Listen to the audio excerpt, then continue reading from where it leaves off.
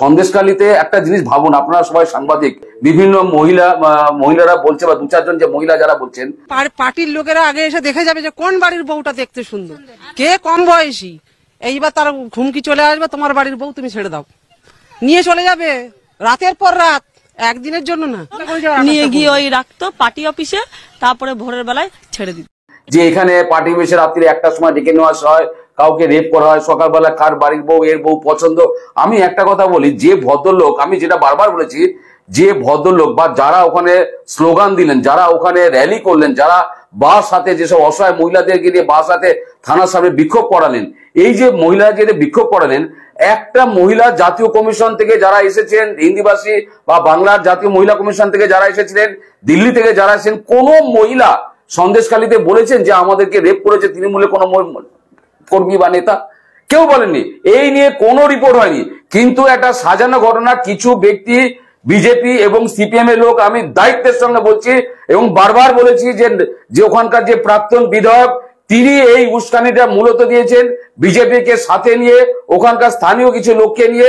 আমার বক্তব্য হচ্ছে, শেখ শাহজাহান বা যারা অন্যান্য যারা রয়েছেন তিনি, তাদের সঙ্গে জমি নিয়ে যদি কোনো গন্ডগোল হয়ে থাকে, বেরিয়ে নিয়ে কোনো টাকা পয়সা নিয়ে যদি কোনো গন্ডগোল হয়ে থাকে, সেটাকে শেখ শাহজাহান নেই এই ভাবনাটাকে পিছিয়ে দিয়ে ওরা যে সিপিএম এর লোকরা যে আক্রান্ত করলো, আপনারা দেখবেন সব লাল শাড়ি পরে, বেশ কিছু মহিলা লাল শাড়ি পরে, কেউ গেরুয়া ড্রেস পরে, আবার একজন যে ভদ্রমহিলা লম্বা করে তিনি স্লোগান দিচ্ছেন, তিনি বারবার টিভিতে বাইট দিচ্ছেন।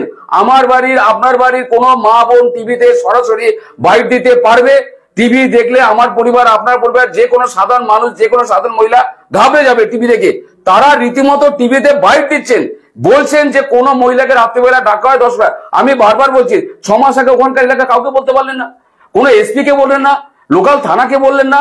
সিপিএম এর যিনি প্রাক্তন বিধায়ক, সিপিএম এর নেতৃত্ব, বিজেপি নেতৃত্ব, জেলা নেতৃত্ব, বসিরহাটের জেলা নেতৃত্ব, তারা কাউকে বসিরহাটে এসে বললেন না। কলকাতার বিভিন্ন সিপিএম, কংগ্রেস, কোন পার্টি, সিপিএম, বিজেপি কাউকে আপনারা জানালেন না এই অত্যাচার হচ্ছে? কেউ অন্তত বললো না। আপনাদের যারা কর্মী সন্দেশখালীতে ছিল, সন্দেশখালী 1, তারা কেউ জানালো না।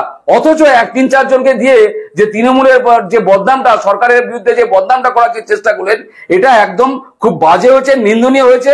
এবং যারা প্রতিবাদ করেছেন, আমি সেই প্রতিবাদকে অস্বীকার করছি না। আমি বলছি না কেউ তৃণমূলের কোনো লোক কারোর উপর কোনো অত্যাচার করেনি বা কাউকে মারধর করেনি, আমি এই কথা বলছি না। কিন্তু যে বদনামটা ন্যাশনাল পর্যন্ত দিয়েছেন, অল ন্যাশনাল চ্যানেল দেখাচ্ছে সন্দেশখালীতে নাকি মহিলাদের তৃণমূল নেতারা রেপ করে রাতের অন্ধকারে ডেকে নিয়ে। অদ্ভুত ব্যাপারটা তাই না। ব্যাপারটা হচ্ছে, বাংলায় থেকে, বাংলায় যারা নেতা আছেন, বিজেপি এবং সিপিএম এর নেতা যারা আছেন, তারা বাংলার সংস্কৃতি, বাংলার কৃষ্টি কালচার, বাংলার হিন্দু মুসলিম ওখানে দাঙ্গা বাঁধানোর একটা চেষ্টা, বিভিন্ন রকম লোকসভা নির্বাচন আগে একটা পরিকল্পনা করেছিলেন যে এই হাইলাইটটা তোলার। যেহেতু সিপিএম শূন্য, বিজেপি জানে আমরা 4-5টা বেশি এমপি পাবো না, কংগ্রেস জানে এবার অধীর চৌধুরী নিজেও হারছে, এটাকে একটা হাওয়া তৈরি করেছে। এবং এই হাওয়ার মাধ্যমে মমতা ব্যানার্জির সাদা শাড়িতে কি করে কালি লাগানো যায় এবং তৃণমূলের কি করে বদনাম করা যায়, তার সঙ্গে নবান্নের কি করে বদনাম করা যায়, তৃণমূল গভর্নমেন্টে মহামাটি মানুষের সরকারের বদনাম কি করে করা যায়, এই বদনামের পরিকল্পনা সিপিএম এর প্রাক্তন বিধায়কের মাথা থেকে এসেছে। আমি ন্যাশনালে বলেছি, বাংলায় বলেছি, বিভিন্ন ফেসবুক ইউটিউব চ্যানেলে বলেছি, লোকালে বলেছি, সন্দেশখালী গিয়ে বলেছি। এবং লোকাল যে বিজেপি নেতা যারা আছেন ওখানকার বসিরহাট থেকে শুরু করে, তারা এই উস্কানিটা দিয়ে অসহায় মানুষগুলো, অসহায় যে মহিলা যারা আছেন, তাদেরকে বাস হাতে রাস্তায় দাঁড় করিয়েছেন। সাধারণ কথা ভাবুন, যদি এসপি বা থানা থেকে যদি কোনো ক্লেম হয়, পুলিশ যদি কোনো ক্লেম নেয়, কোনো যদি তাদের নামে কোনো এফআইআর হয়, ওই অসহায় মহিলাগুলো কোথায় যাবে? তারা কেউ হিন্দু আছেন, কেউ মুসলিম আছেন, কেউ কি সাধারণ ওখানকার মানুষ যারা আছেন, দলিত আছেন যারা। এবং সন্দেশখালী হচ্ছে আদিবাসী সিট অধ্যুষিত, অর্থাৎ সন্দেশখালীর সিটটা হচ্ছে এসটি সিট। তাহলে এসটি সিটের আদিবাসী এলাকার ওই অসহায় মানুষগুলোকে বাস হাতে রাস্তায় নামিয়ে দেওয়া যে চক্রান্ত করেছেন, এই চক্রান্তের মাধ্যমে বাংলার বদনাম করেছেন, বাংলার কৃষ্টি কালচার বদনাম করেছেন, বিবেকানন্দ, রামকৃষ্ণ, কাজী নজরুল ইসলামের বদনাম করেছেন, রবীন্দ্রনাথ ঠাকুরের বদনাম করেছেন। অর্থাৎ এই বদনাম থেকে আমি সকলকে অনুরোধ করব, রাজনীতি করুন, ভোটের ময়দানে লড়াই করুন, ভোট চান মানুষের কাছে, কিন্তু এইভাবে দাঙ্গা লাগিয়ে, অশান্তি তৈরি করে, বিক্ষোভ দেখিয়ে, পুলিশকে নাজেহাল করে, মানুষকে নাজেহাল করে সারা বাংলা একটা মানে বদনাম করে দেওয়ার এই চক্রান্ত থেকে আপনারা বিরত হন। অর্থাৎ আপনাদের রাজনীতি যদি সুস্থভাবে হয়, সুস্থ ভাবনা চিন্তা হয়, আপনারা আপনাদের আইডিওলজি নিয়ে চলুন। বিজেপির তো অনেক রকম শুনেছি, অনেক ইস্যু আছে, সিপিএম এর তো কালমার্কস নিয়ে অনেক তথ্য আছে। আপনারা আপনার আইডিওলজি নিয়ে চলুন। আইডিওলজি বাদ দিয়ে আপনারা এইভাবে ত্রাস ভোটের আগে ভোট নিতে হবে বলে আপনারা যা ইচ্ছা তাই করবেন, এটা হতে পারে না। তবে পুলিশ প্রশাসন সঠিক সিদ্ধান্ত নিয়েছে এবং 144 ধারা জারি করেছে, যদিও হাইকোর্টের পরবর্তী ডিসিশন এসেছে এবং সিপিএম এর নেতা, বিজেপি নেতা সহ কয়েকজনকে অ্যারেস্ট করেছে। অর্থাৎ এই গ্রেপ্তারিটা প্রয়োজন ছিল, নাহলে যে আকার ধারণ করেছিল ওই আকারটা যদি সারা বাংলা জুড়ে প্রত্যেকটা ব্লকে, প্রত্যেকটা শহর গ্রামে যদি ছড়িয়ে পড়তো, তাহলে কি ভয়ঙ্কর দৃশ্য হতো চিন্তা করুন।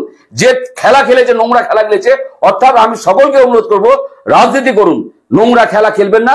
আর মমতা ব্যানার্জি সাদা সাইডে কালি লাগানোর চেষ্টা যত করবেন, মমতা ব্যানার্জি ভোট ব্যাংক তত বাড়বে। মমতা ব্যানার্জিকে বাংলার মানুষ, বাংলার মা বোনেরা, ছাত্র, যুব, কৃষক, শ্রমিক যারা আছেন সকলেই মমতা ব্যানার্জিকে শ্রদ্ধা করেন, ভালোবাসেন। বারবার সেটা প্রমাণ হয়ে গেছে, আবার 2024 লোকসভা নির্বাচনে প্রমাণ হয়ে যাবে। ধন্যবাদ।